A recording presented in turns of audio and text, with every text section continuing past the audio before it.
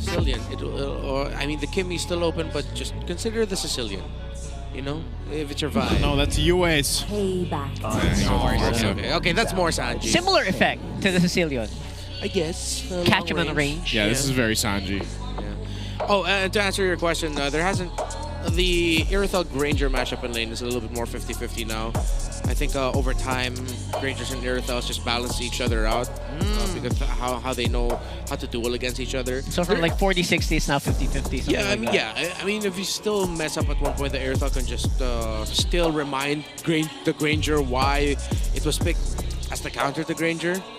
But I don't think it'll happen in this matchup. Yeah, the strafing and the overrun. The overruns that you can do with an Irithyll. Let's pick Gatot here. Please, not put. There's Arlott and Rome. Arlott into Fovis in EXP is tough, but you can pull it off. It's not impossible. Is it Arlott Rome? It's Arlott Rome. Well, I'll see you. We'll see you tomorrow, Renmar. He's taking off his headset. Renmar's running out of the street. He's walking off the desk. He's just walking off, literally, banging his head on the monitor. Oh my goodness. Will this be different, Rob? I mean, hey, I will say the Jushins could end up being a really good quality pick, and again, maybe the Irithyll is a little bit of a saving grace for this one too. You gotta commend Omega. They're sticking with their guns.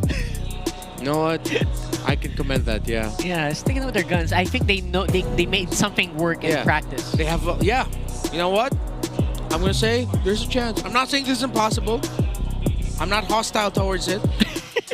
You sound hostile towards it. I'm at peace. I'm at peace. I'm at peace. I've made peace with it already. All right, that was a very quick meditation session that you did right there. That's how people say it. I wanna keep the peace. I want to keep the peace. Save my mental health. Yes. I'm in my peace. All right, let's see. Maybe Omega can kind of just take something out of the hat here. Welcome to Mobile Legends. But that's going to be a tough call for sure. Tlph still looking hot on this draft. Oh, ouch, ouch. Oh, whoa, Netsky. Wow. You see what I mean by Oheb, man? Like, he does this every single time. Yeah, he plays around the first set of the Rhapsody. Makes the most out of it every time. So Netsky went for the Fatal and the Master Assassin. Well, it's Rupture and the Festival of Blood for the Granger. Ooh, okay. So dueling is going to look good. They're looking at the win rates here for these heroes. Carl TC is still respectable 80% win rate on his Lancelot so far. Yeah. 6 wins and 2 losses. I wonder if this Arlott Rome was inspired in part by Onyx. Since Kirk played the Arlott Rome, but he was playing it as if he was the roamer. Ooh. Yeah, that's true. But that was the thing. Even though he was playing it like that, like they just worked really well between Kirk and Brusco. The way that transition happened. Yeah. Throughout the game itself, and I feel like that's one of the difficult things here. Like for Super Yoshi in general, it's like again, if he has to defensively burn a flicker, you take away a big portion of what makes the Arlott so scary, you know? And the big difference with that matchup or that duo as well is the years of bonding and synergy that they've built up on that. So again, compared to like how long Omega has played together, it's a big diff. Yeah. Also have to acknowledge Janford having a tough time in lane against this Esmeralda, understandably so. One of the toughest lane matchups for Raffovius is an Esmeralda. Can't shield it out. And then you're seeing also that Haji on this Juicin, maybe the reason why the Arlott had a difficult time in the last game was because of the presence of the Juicin. With the Juicin and Glue both gone now, it's a little bit easier for Omega to do what they want to do around this Arlott Rome. Omega's pushing in. Looks like they're going to be able to get this first turtle. That's great for Omega, so Ryzen will get the objective, nothing much left. Also in the gold lane, Netsky going 1v1 with Oheb. Netsky looking better. A lot better. Doing a good job. Again, hopefully Oheb is acknowledging that there is a Master Assassin on that Irithyll. That this might not be another clear-cut win. Level 1 may be, but they're both level 4 already. Could be tough.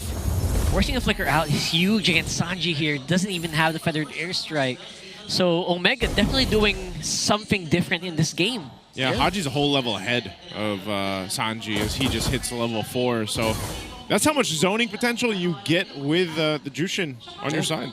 Yeah, and all the crowd control they have in the center of the map. That's the idea that they're latching on. We have so much crowd control that Team Liquid Philippines won't be able to execute as well as they did in the previous game, especially JP, who is, yeah, he'll be the victim of majority of that crowd control. He's just trying to get vision, but then he's just going to get stopped. And then at one point, he's going to have to throw his Revitalize, which, and the question is Sanford close enough to take the role of being the frontliner, or the pseudo-roamer for the team? Is he going to be ready?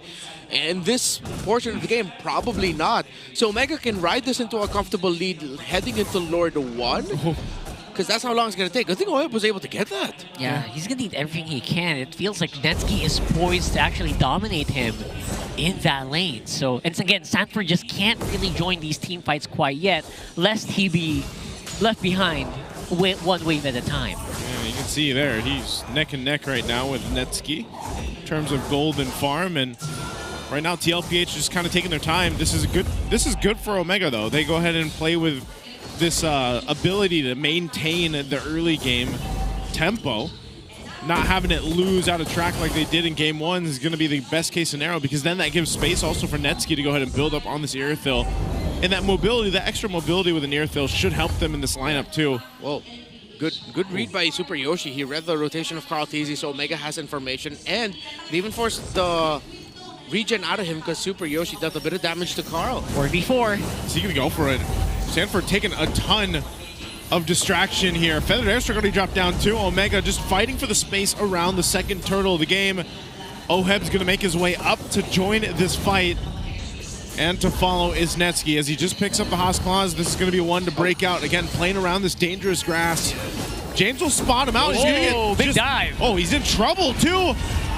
Turtle secured by Ryzen. Netsky takes out Carl Tizzy, but Sanji firing up from the back alongside Oheb. They're going to force Omega back, but they're so tanky too. They can't capitalize the kill just yet, but now finally Super Yoshi goes down, but so does JP. Omega picking up some more. Sanford trying to get away in Infernal Pursuit. There's the Feathered Airstrike. Again, they're going to go for Netsky. Sanji cleans up a kill. Maybe Omega should have backed off. Yeah, Omega got greedy, clearly, and since Sanji was able to hold the bush, he found the perfect spot to use the Feathered Airstrike. Great turnaround by Liquid, but Omega got acknowledged all their crowd control. They're timing things very well. I thought Super Yoshi would use a final slash in that portion of the fight for the turtle wherein 4 members of Team Liquid were all standing right on pretty much the same area. Could have been susceptible to a final slash, but Super Yoshi decided to save it for when the Retribution battle was happening, so Ryzen was able to win the Retri. But yeah, Omega should have backed off there. They were already winning that trade and that sequence. Yeah, a lot of respect. Omega was winning, and they didn't back off. The result, Feathered Airstrike went back on cooldown. Oh, Super Yoshi, no, he's gonna get stunned. Glorious Pathway dropped down, but he uses the final slash anyway. Oheb's in trouble, trying to get out of the turret. A good beacon play, a crash down from Omega. Super Yoshi still gets away with his life, and now JP dragged back. He'll escape with 1 HP. A great play from Omega. I thought Super Yoshi was done for. I thought so too. I thought that was going to be like a free man wipeout right there. But that was as clean as you could get. Again, they held on. Super Yoshi, we thought he was going to die, but he was able to really time it, and the angle was perfect. Yeah, wrong place at the wrong time as well for Liquid. Before that happened, I think they decided to just make the call of going into the lane because there were other members of Omega coming in from the river as well. So they were in the middle of an Omega sandwich. The fullback call was just exactly what Omega predicted. So they got the results they wanted, and I can't blame him. Omega was reeling from that, like, just that loss, right? That third loss. Yeah. Oh, James should be able to get away from this. Has the shielding, a beacon's going to be used. Haji to zone him out. Glorious Pathway dropped down. Sanford and Carl will get out of there. Yoshi? But a Feathered Airstrike's going to be dropped down. Super Yoshi finds a final slash on 2, but he's all by himself. He gets cut off from the team as Oheb picks up the kill. But now Sanford quite low. He's got to disengage alongside Carl Tizzy. Even down a member, Omega. Yeah. Maybe they shouldn't have gone for the flashy play, Super Yoshi. Oh, they're going to force the fight anyway. James, Phantom Execution, he'll flicker on out, a sliver of HP, but it's Ryzen that goes down instead. Omega's. That's another sequence where I'm thinking they should have just backed.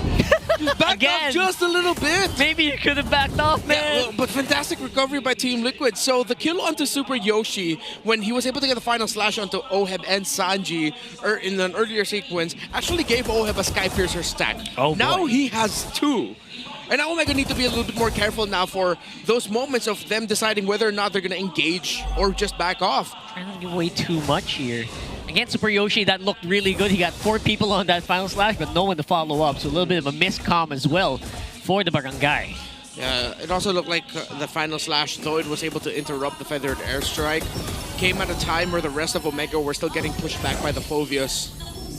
That's what Sanford's been doing really well throughout this game. As much as he's had a difficult time in the laning phase against an Esmeralda from James, he's done good in the team fights. You know, zoning out potential, catching the people with the Dark Wave, and Infernal Pursuing in the face of 2 or 3 Omega members is all he has to do. Yeah, so this is where we have to start to see if Netsky can actually turn the tide, if he's got enough damage. Falling Star Moon here. Again, Sanford is pretty close by. I think a big fight could erupt soon. But Omega decides to, you know what, we don't need to. Maybe we've been a bit too hot on our tails here. Yeah. And maybe slow down and maybe just, you know, read the room a little bit better. So they're doing that. And they're they don't want to get anyone get picked off before the next Lord, which is going to be pretty crucial here as well. Yeah. They might lose a lot of turrets if that happens. Ooh, all right. Where are we going to go to next? I think they're just going to be both fighting the objective. Omega might want to consider pushing up top, which is what Team Liquid is also thinking, that Omega would want advantage there. So they're sending Oheb and Sanford to help cover him. Tlph as well if ever something breaks off. With that cleared up top, I think it's going to be a full-on 5v5 for this next Lord. Looks like it.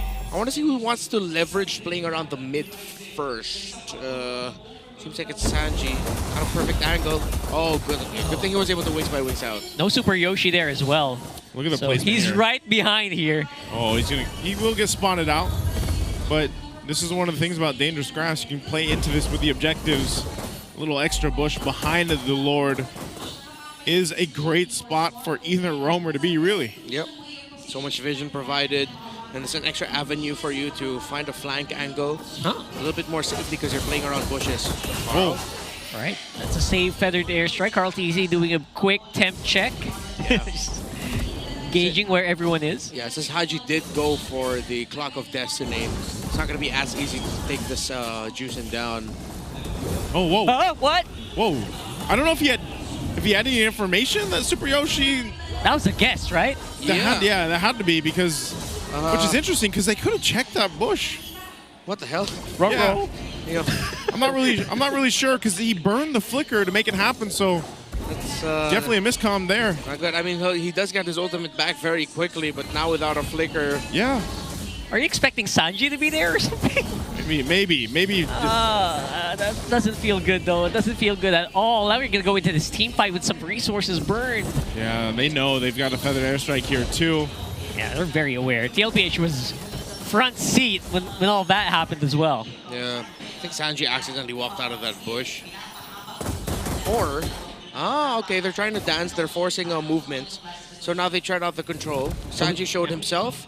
Omega decided to go hug a little bit closer to the bush in the back, which means that they open up the avenue for Sanji to go up top. JP goes back to hold the beard bush. Oh, 4v5. Yeah, they know Sanji's there. He's going to make his way with the wings by wings. Lord is half health. Super Yoshi's got the final slash again. They're going to force it. They're going to go for it. Ryzen gets the Lord, but the fight's going to break out. Nesky gets some distance. Heavy crossbows out, pops the sprint as well. Look at that. And Tlph, they're just going to go for this tier 1 turret. Falling Star Moon from James. He's dealing with a ton of damage. Can't get away. Oheb picking up another kill and a stack. But they maintain the tier 1 mid turret, at least for now. Yeah, they had to throw James to make that happen. So that's, I guess you could say that's worth, but the pressure's still mounting here. Tlph could actually push in. Yeah. With a minion wave, easy take. Haji now has a Sky Piercer as well. Not the first stack though, so now Liquid will have to just try to clean things up. That was a good push by Omega into that Lord fight, and it was just tough for Tlph. He was able to get in range, but it was a Well-timed use of the Appraiser's Wrath plus Retribution so that Ryzen would secure it. And the big improvement as well, they backed off the moment that they got the objective. So no casualties except for James on that mid. Tlph though, hugely aggressive movements. I think he wants to get some kills going on here. But yeah, that's gonna be it for the meantime. We're gonna reset. Yeah, Carl's, he likes to do that on Lancelot, you know, even if it's for his buff or just to possibly start a fight. We'll go ahead Catch and someone on the bush. jump a little forward if he has to. Yeah, and so far I would say that Omega definitely have learned, like they've adapted on the fly here. What Tlph has been doing for the past few minutes and like the past game, honestly. Yeah. And their tempo is a lot better here. Okay. Two blade armors on the side of Team Liquid, both frontliners. Oh, he's going for Netsky. Glorious Pathways dropped down too. Feathered Airstrike will find the mark. Netsky's gone. So Smart Omega losing a ton of damage now that Netsky's out of the way. JP still leading the charge. They want more. James trying to cut them off. Ryzen falls. Another stack for Oheb. Looking for more in the mid lane. They're going to go for it. Super Yoshi in trouble. Oh! Double for Oheb again. Another stack. Omega falls apart in the mid lane. And now the tier 2 boy. going to be taken here by Tlph. Sanji is the only one gone. They want to get more pressure on the base here of Smart Omega. Flicker forward from Sanford going for Haji. And a Phantom Execution will help clean it up. James left to his own. Netsky's back up though. So they maintain the base turret, but man, what a switch for Tlph. Oh yeah, great lockdown. So Tlph starting things off with that kill onto Netsky. Of course, that was capped off by the feathered airstrike of Sanji. And Tlph almost got taken out there because... That was close. Yeah, that was very close because Ryzen was maximizing his crowd control and Saweria with a slight knock-up and the taunt as well to try and save Netsky. But you can't crowd control a feathered airstrike. And the hit of the feathered airstrike, I know that the Farsa can get crowd control. Just make it clear, because I know some people in online are like that. Disclaimer. So great Dragon Spear. Netsky could have gotten away from it, but yeah, can't outrun it at that point. So he does have the items for him, but the problem for Omega now is, well, you have a jungler on the other side who's an assassin, not afraid to, if he finds the play, will go after that Irithel. But then you also now have a Granger who has hella stacks on the Skypiercer. Man, that knockup from the Lord there. That did some damage, honestly. Yep. Oh, Final Slash going to be used. It's on Sanford.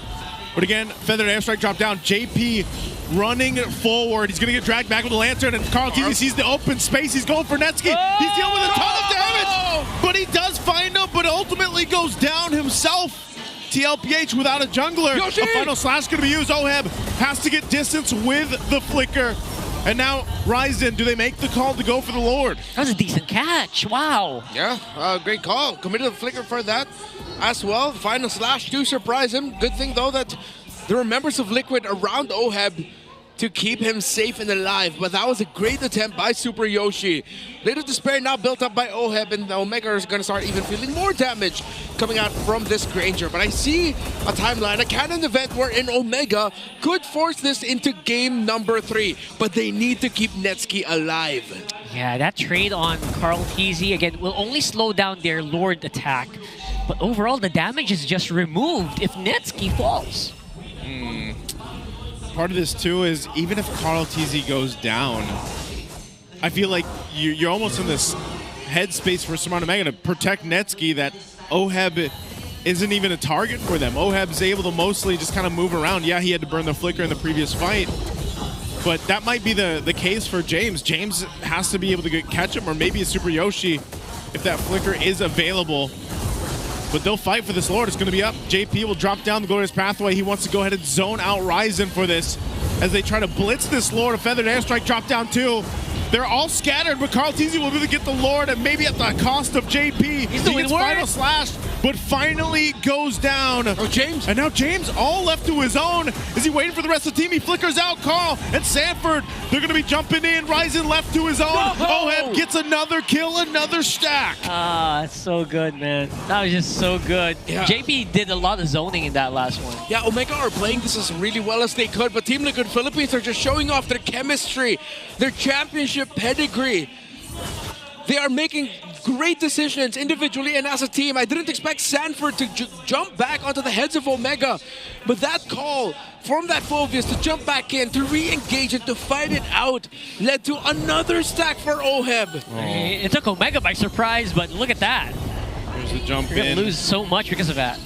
Mid turret goes down. Carl making his way for Netsky right for him. Sanford jumping into Dark Wave use. He has to pop the heavy crossbow to get out of range. The bottom turret's going to fall. Ryzen's back up, and the Lord has been cleared out. Is that all Tlph gets? They have one turret left to take from Omega, but they will defend. That was good target prioritization, by the way, for TL. You can see them all just eyeing on Netsky. Oh, it's going to be a tough climb back for Omega, even though Netsky is saving the crossbow, the heavy crossbow at the right time. The range by the Farsa, the fact that it's not a clear path to get to the Farsa of Sanji means that Omega are always playing at a disadvantage because they have one member of Liquid that they cannot reach, and that it's dealing so much damage from afar. Sorry, make that two. Even Oheb is part of that equation. Yeah, I can't imagine how easy it will be for Netsky to free hit as long as Sanji is alive. So maybe that's next on Super Yoshi's hit list, right? Can we remove Sanji before he does any damage, or maybe cancel the feathered airstrike, so that Netsky can get stuff done?